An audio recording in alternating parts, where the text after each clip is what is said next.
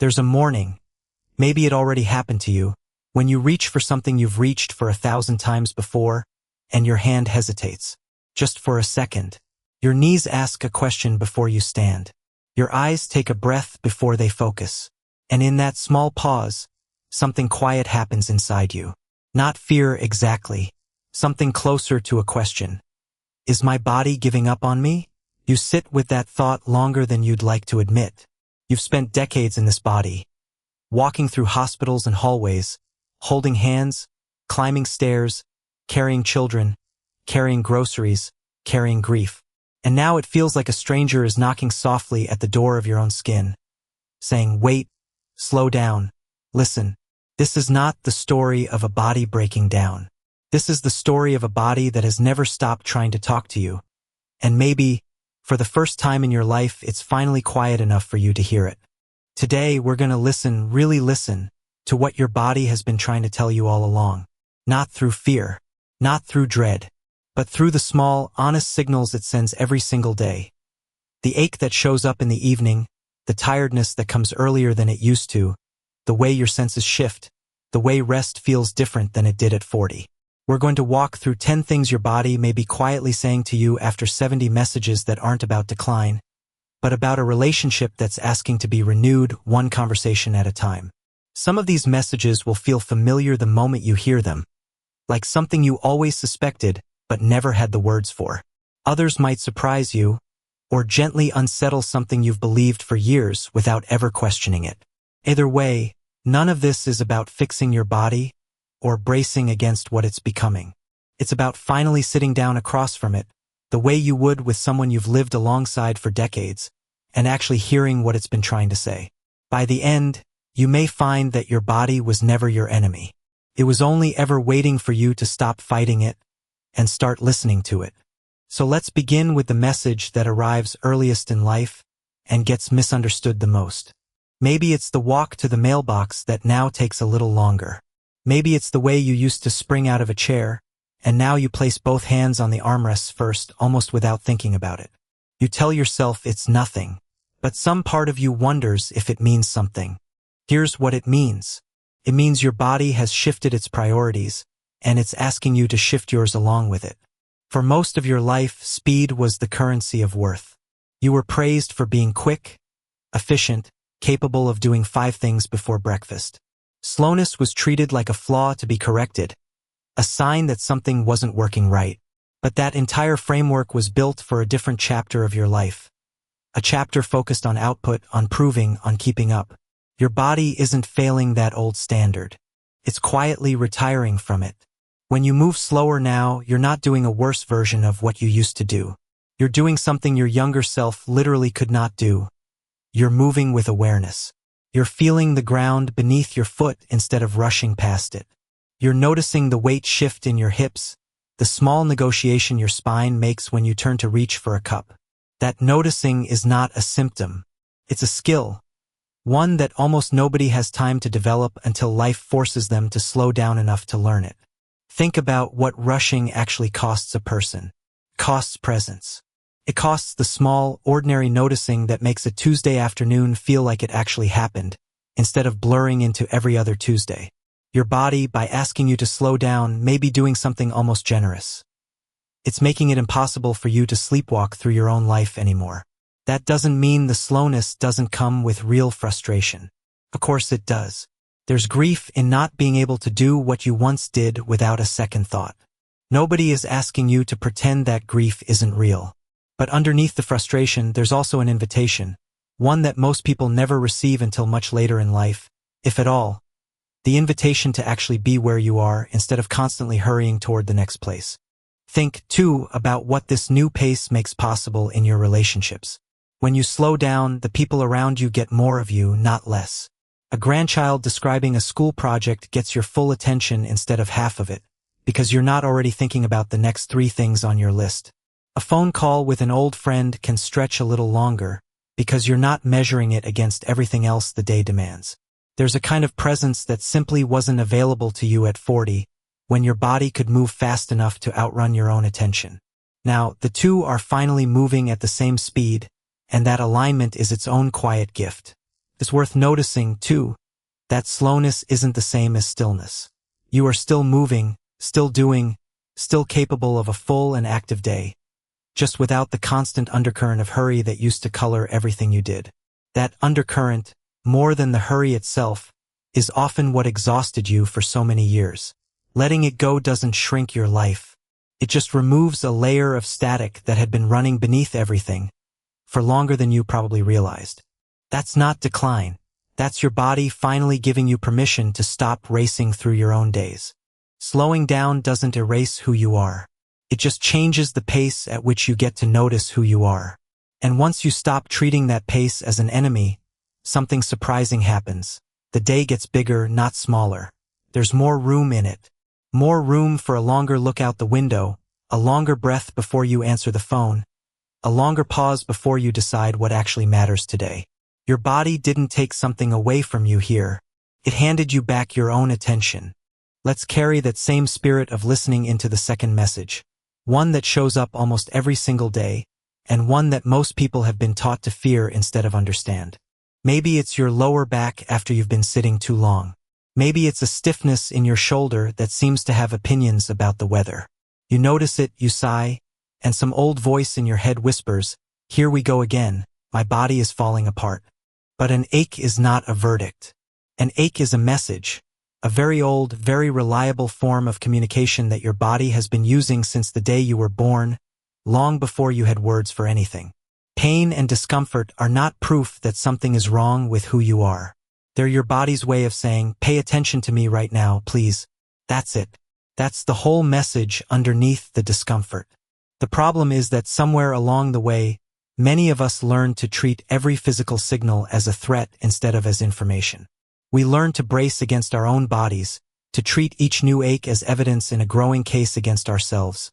Proof that we're getting old, proof that things are going downhill.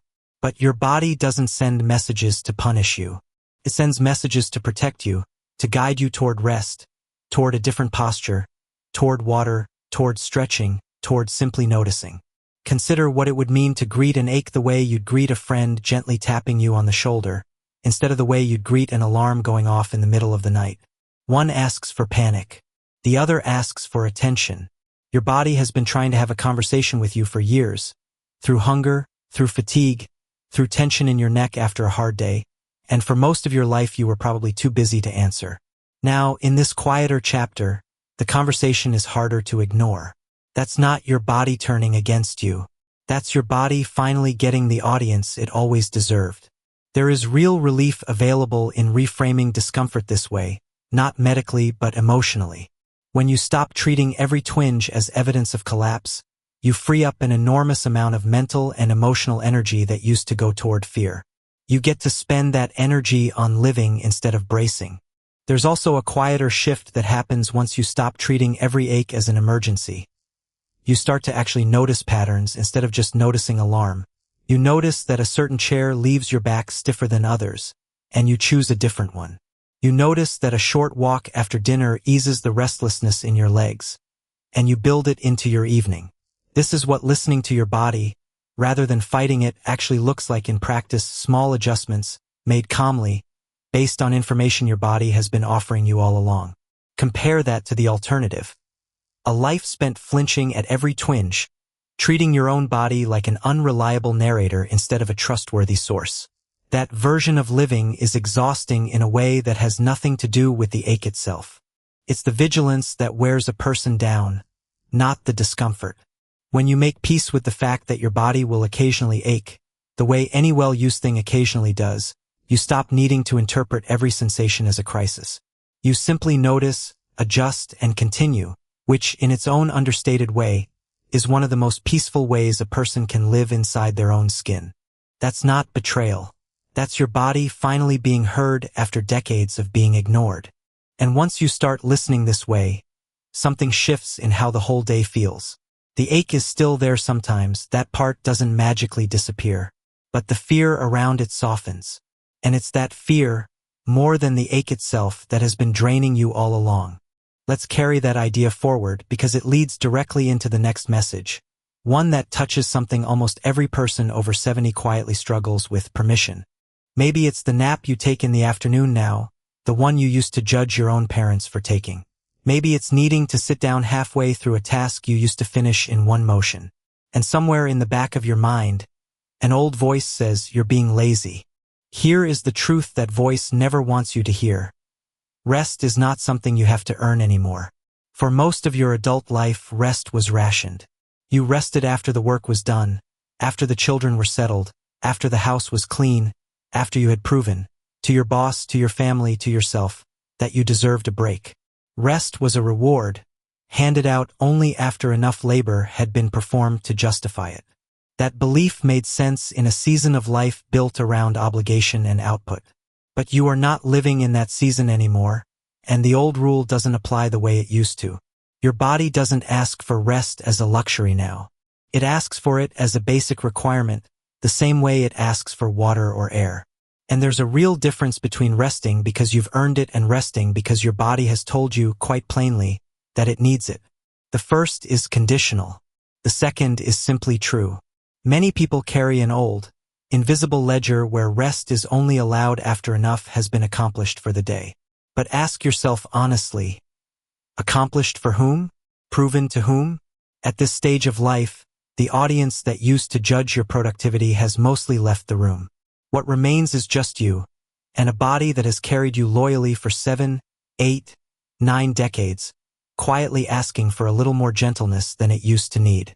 Giving yourself rest without guilt is not giving up. It's recognizing that the terms of the relationship between you and your body have changed, and that a body which has done this much work has earned something better than suspicion every time it asks to slow down. There's also something important in noticing who taught you that rest had to be earned in the first place. For many people, it wasn't a single lesson. It was absorbed slowly, from parents who rarely sat down, from workplaces that rewarded exhaustion as if it were a virtue, from a culture that still, even now, treats busyness as proof of a life well lived. None of that was really about your body. It was about a set of expectations your body simply got swept up in. Your body, on its own, has never once needed to prove anything to anyone. It has only ever needed enough rest to keep doing the remarkable, ordinary work of keeping you alive. Breathing, healing, circulating, repairing itself while you sleep, all without a single word of thanks. When you finally let rest arrive without the old guilt attached to it, you're not lowering your standards. You're simply removing a tax that never should have been charged in the first place. And there is something almost tender in imagining your body's relief when that tax finally disappears. Like a long-held breath, quietly let go. That's not laziness. That's a debt of care finally being repaid to the one part of you that has never once left your side. And once rest stops feeling like something to apologize for, it starts to feel like something closer to kindness. The kind you'd offer freely to anyone else who had worked as hard, for as long as your own body has. You would never tell a friend who had spent a lifetime in service of others that they hadn't yet earned the right to sit down. It's worth asking why that same grace so rarely gets extended inward, toward the one body that has been in service of you, without a single day off, for longer than any friendship you've ever kept. Now let's talk about something your body carries that most people never think to be grateful for, even though it's one of the most remarkable things about growing older. Maybe you've caught a glimpse of your hands lately, really looked at them, not just glanced, and noticed the lines, the marks, the changes that weren't there before. Maybe you've wondered when exactly your body stopped looking like the one in old photographs. Here's a different way to see those changes. Your body has kept score of every single year you've lived, and that score is not a burden. It's proof. Every line on your face is a record of 1,000 expressions. Laughter you couldn't hold back, worry you carried through hard nights, squinting into the sun on a good day you'll never forget. Every bit of softness or looseness in your body is evidence that you survived long enough to develop it. There are people who never got the chance to grow the body you're standing in right now, and that's not meant to guilt you into gratitude. It's meant to widen the lens a little. Your body isn't a photograph frozen at its best moment. It's a diary, written in tissue and skin and posture, and it has been recording your whole life without asking your permission, because that's simply what a body does when it's lucky enough to keep going. Culture spends a great deal of energy convincing people that an aging body is a problem to be solved, smoothed over, or apologized for. But nothing about that message comes from the body itself. It comes from outside pressures that have very little interest in how you actually feel inside your own skin. Your body, left to its own devices, doesn't experience shame about its history. It simply carries it. The shame gets added later by comparison, by advertising, by old rules about what bodies are supposed to look like at every age. When you let yourself set that outside noise down, even for a few minutes, what's left is something closer to respect. Respect for a body that has kept beating, kept breathing, kept healing small wounds and big ones, for this many years through everything you've lived through. Consider, too, how differently we treat other things that show the marks of a long, well-used life. A worn wooden table, softened and slightly uneven from years of family dinners, isn't considered damaged. It's considered to have character, history, warmth. An old, weathered path through a garden isn't seen as broken. It's seen as proof that it has been walked, loved, used exactly as it was meant to be used. Somehow, when it comes to the human body, that same generous way of seeing often disappears, replaced by a much harsher standard that values only newness, only smoothness, only the appearance of a life that hasn't yet happened. But your body was never meant to look untouched by your own life. It was meant to hold it. Every mark is not a flaw in the design. It is the design working exactly as intended, letting your body become a living record of everything you've lived through, so that even if your memory forgets a detail here and there, some part of you never fully does. That's not something to hide. That's a record worth being proud of, the way you'd be proud of a well-worn tool that never once stopped working. And when you look at your hands now, maybe you can try seeing them the way someone who loves you sees them, not as evidence of loss but as evidence of everything they've held, built, and given across a lifetime that most people never get the chance to reach. Think about everything those hands have actually done. The meals they've cooked, the letters they've written, the faces they've cupped gently, the hard, ordinary work they've performed without complaint for as long as you can remember. A hand that has done that much living looks the way it looks for a reason, and the reason is not decline. The reason is a life fully spent, fully used, fully lived in, which is precisely what a hand or a face or a body of any kind is actually for. That sense of carrying a lifetime with you leads to something else your body has likely been renegotiating lately, the rhythms it used to keep like clockwork. Maybe you're waking earlier than you used to, whether you want to or not. Maybe a meal that once felt like plenty now feels like more than enough, or the reverse. You're hungry at hours that never used to call to you before.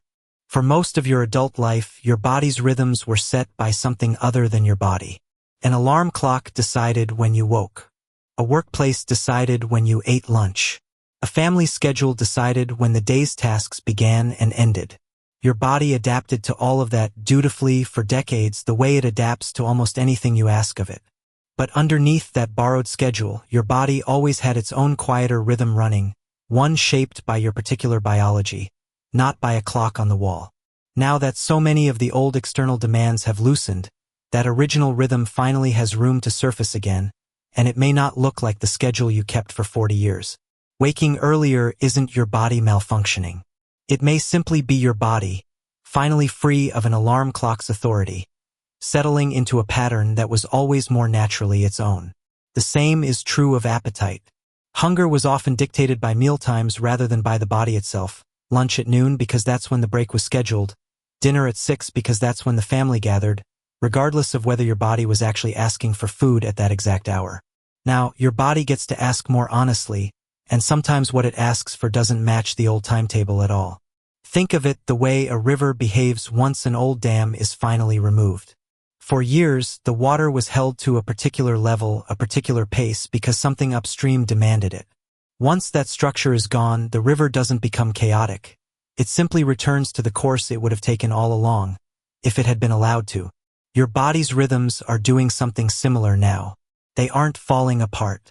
They're returning to a shape that was always more naturally theirs, now that so many of the old structures that used to hold them in place have quietly stepped aside.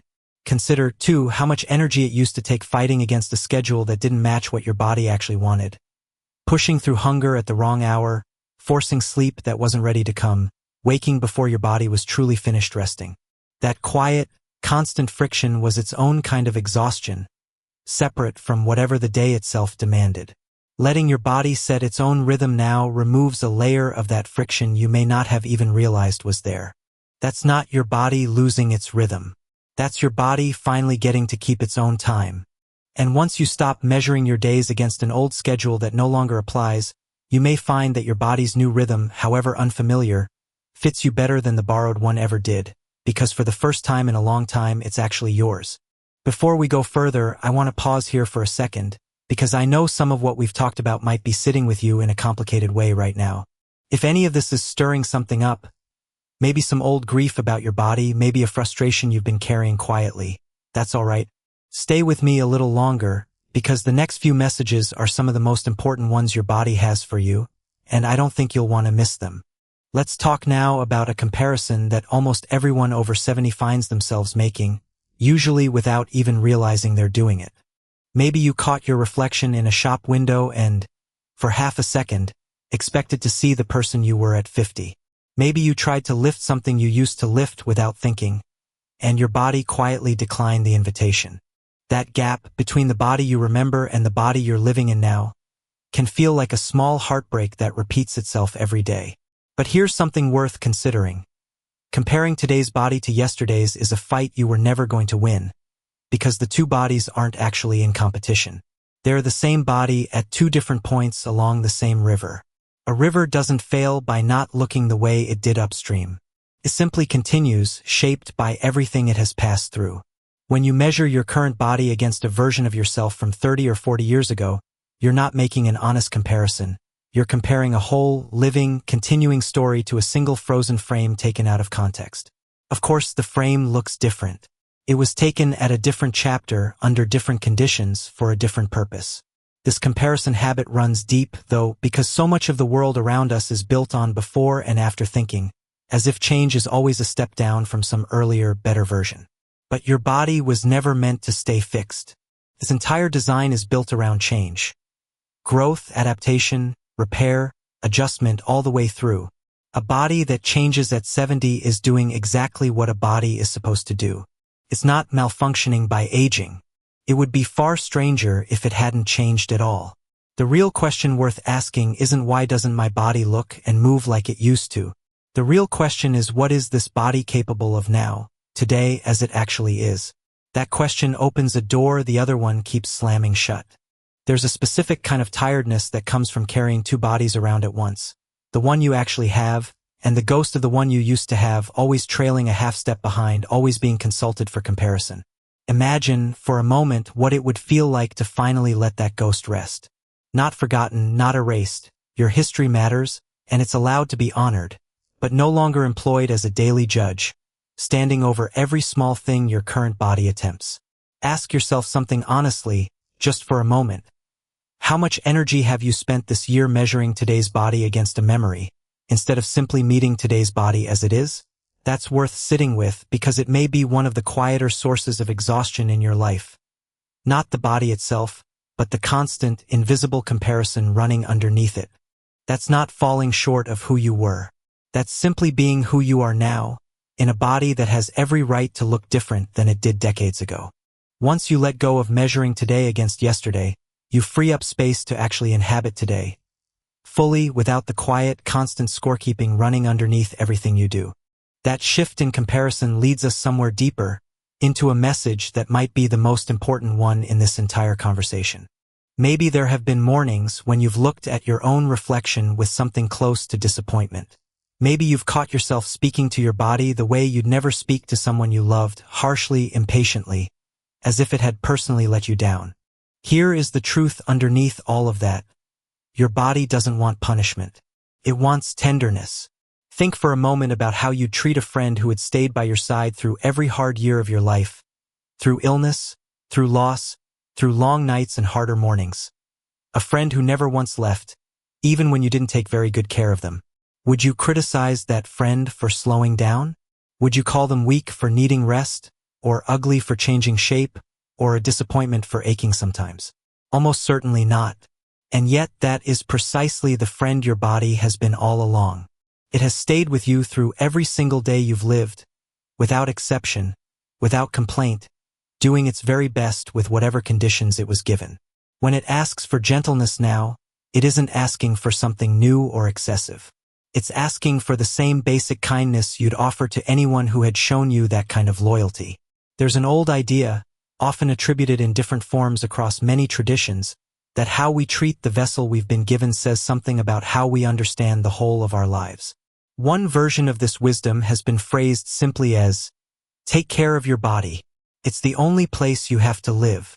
That idea holds something worth sitting with for a moment, not as a rule but as an invitation. Not a place to conquer or correct, but a place to actually live gently for however many more years you're given. Softening toward your own body doesn't mean giving up on it. It means finally treating it the way it has always treated you, patiently, faithfully, without keeping score. And if you're wondering whether tenderness like this can really change anything, consider what happens in any relationship once contempt is replaced with patience. A person spoken to harshly, day after day, tends to close up, brace, resist. A person spoken to gently tends to soften, open, cooperate. Your body is no different. It responds to the tone you take with it, even if that response isn't something you can measure directly. A body greeted each morning with irritation, another day of this, why won't you cooperate, carries itself differently than a body greeted with something closer to, good morning, let's take care of each other today. The second tone doesn't erase every difficulty the day might bring, but it changes the atmosphere you move through those difficulties in, and that atmosphere matters more than most people realize. That's not weakness. That's the same devotion your body has shown you every single day, finally being returned. And maybe that's the real turning point in this whole conversation. Not a change in your body at all, but a change in how you speak to it. Because a body spoken to with tenderness carries itself differently than a body spoken to with judgment, even when nothing else about it has changed. Let's move now into a part of this conversation that touches something quieter, the way the world itself seems to be shifting around you, through your senses. Maybe colors don't seem quite as bright as they used to. Maybe conversations in a crowded room take a little more effort to follow. Maybe familiar meals need a bit more seasoning to taste the way you remember. It's easy to file these changes under loss and grieve them as things being taken away. But there's another way to understand what's happening. Your senses aren't failing you. They're offering you a different lens to experience the world through. One shaped by everything you've already seen, heard, and tasted across an entire lifetime. Consider how much you already carry inside you from decades of sensory experience. The sound of a particular laugh, the smell of a kitchen from childhood, the exact shade of a sky at a moment you'll never forget. Your inner world is so richly furnished by now that your outer senses don't have to work as hard to fill in the picture. When a sound is a little quieter, your memory often supplies the rest. When a color is a little softer, your imagination fills in what your eyes no longer insist on doing alone. This isn't the same as saying the changes are easy, or that there's no real loss involved. There often is, and it deserves acknowledgement rather than denial. But alongside that loss, there's also a subtler gift. A life lived long enough to have an inner world so full that the outer world doesn't need to shout to be understood anymore. Many people spend their younger years absorbing the world hungrily, trying to take in as much as possible, as fast as possible. Later in life, there's a different mode available, one where you're not trying to gather more, but simply to be present with what you already hold. Your senses shifting doesn't mean the world has gotten smaller. It may mean your relationship to it has become quieter, more internal, more your own. It might help to ask yourself, the next time a sound seems quieter than it once was, what am I hearing instead? Often, underneath the surface sound, there's something else present. A memory triggered by a familiar tune, even if the high notes aren't as crisp as they used to be. A sense of comfort in a well-known voice, even if a few words get missed along the way. The world hasn't gone silent. It has simply started speaking to you through a different channel, one that runs more through memory and feeling than through raw sensory intensity. That's not a smaller way of experiencing life. In some ways, it's a deeper one, because it draws on the full weight of everything you've already lived, rather than relying only on what's happening in this exact instant. That's not the world fading. That's your inner life finally rich enough to meet the world halfway.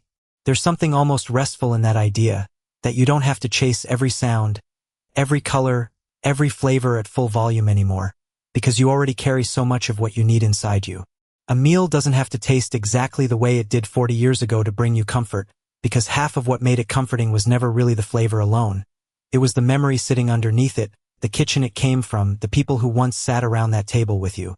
Your senses may have softened, but the meaning they were always pointing toward hasn't gone anywhere at all. Which brings us to the last message, one that ties everything else together, about the thing your body still wants more than almost anything else, to move. Maybe you've assumed that because certain kinds of movement are harder now, movement itself is mostly behind you. Maybe you've quietly grieved the version of yourself that used to move through the world without a second thought. But here's what's actually true.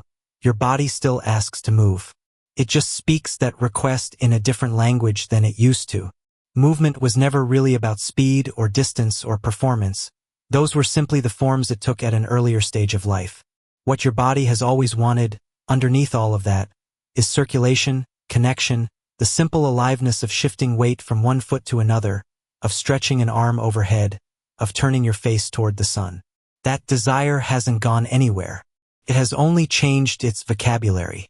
A slow walk around the block now can carry the same meaning a run once did. A few gentle stretches in the morning can offer the same sense of aliveness a long workout used to provide. The units have changed, but the underlying need is exactly the same one you've had your entire life. A body that wants to feel like it's still part of the world, still capable of participating in it, still yours to direct, even in small ways. There is a particular kind of sadness in assuming that because you can't move the way you once did, movement no longer belongs to you. But movement was never actually about the specific form it took. It was always about staying in relationship with your own body, reminding it and reminding yourself that you're both still here, still willing to show up for each other one small motion at a time. Every gentle stretch, every short walk, every reach towards something on a high shelf is a quiet renewal of that relationship. It's not lesser because it's smaller. In many ways, it's more honest because it's no longer performed for anyone else's approval, only for the simple, private satisfaction of feeling your own body respond to your own intention. Ask yourself what movement actually gave you, underneath all the specific forms it used to take. Was it really about how far you could go or how fast? Or was it about that unmistakable feeling of your own body responding to your own will, deciding to reach and reaching, deciding to stand and standing?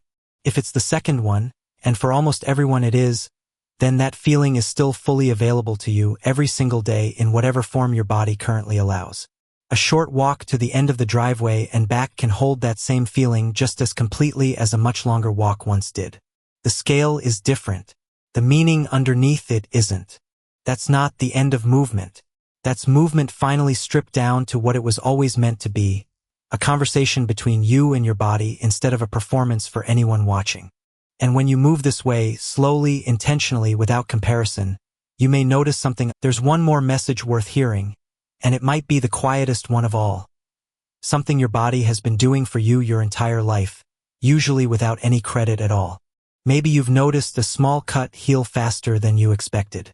Maybe you've come through a hard week, grief, a cold, a rough night, and found yourself a few days later, simply standing again, functioning again, going on. There's a habit many people fall into without meaning to of cataloging only what their body can no longer do. The stairs that are harder, the jar lid that won't budge, the recovery that takes a little longer than it used to. That catalog is real, and it deserves acknowledgement. But there's another catalog running alongside it, one that rarely gets mentioned. Everything your body still knows how to do without being asked. It still knows how to close a wound. It still knows how to fight off the ordinary infections that come and go. It still knows how to rebuild itself quietly every single night while you sleep, repairing small damages you're not even aware happened. This has been true every day of your life, and it remains true today, even if the process has slowed in certain ways. Resilience isn't a trait that belongs only to the young. It's a capacity your body has kept practicing for 70, 80, 90 years, refining it through every illness you've recovered from, every loss you've survived, every hard season that felt, at the time, like it might not end. And yet it did end. You're here. Your body carried you through all of it every single time without exception because that is simply what it does. It keeps going, it keeps mending, it keeps finding a way back toward balance, even when the path there looks different than it used to. It would be easy to take that for granted, precisely because it has been so reliable for so long. But reliability like that is not ordinary. It's remarkable, and it has been happening in the background of your entire life, largely without thanks. Consider everything your body has already recovered from before this very moment. Illnesses you no longer remember the names of, injuries that healed so completely you forgot they ever happened, hard years that felt permanent at the time but eventually gave way to easier ones. None of that recovery was guaranteed. It happened because your body, underneath everything, has an extraordinary and largely invisible commitment to continuing, to repairing, to finding its way back towards steadiness after every disruption life has handed it. That commitment hasn't expired. It's still active today, quietly working on your behalf in ways you'll likely never fully see or measure, the same way it always has. So the next time you notice something wearing down, try asking a second question right alongside it. What is still working right now without me even having to ask? That's not a body running out of resilience. That's a body that has been resilient this entire time and simply hasn't been given credit for it. Every year you've lived is proof of that resilience, not despite your body, but because of it. It has never once given up on bringing you back, and there's no reason to believe it's finished doing that now. Which brings us back to where we began, to that small hesitation in the morning, that pause before your hand finally reaches for what it's reaching for. Maybe now that pause feels a little different than it did at the start of this conversation. Maybe it's not a stranger knocking at the door of your body after all. Maybe it's something closer to an old, patient friend, finally getting the chance to speak after decades of being talked over. Your body was never trying to betray you. It was trying, in its own quiet language, through aches, through tiredness, through changing senses, through the simple request to slow down, to tell you that it has been with you this whole time, and that it isn't finished yet. It's simply asking gently to be met with the same loyalty it has always shown you. None of these 10 messages were ever meant to be memorized like a checklist, or applied all at once, or turned into one more thing to get right.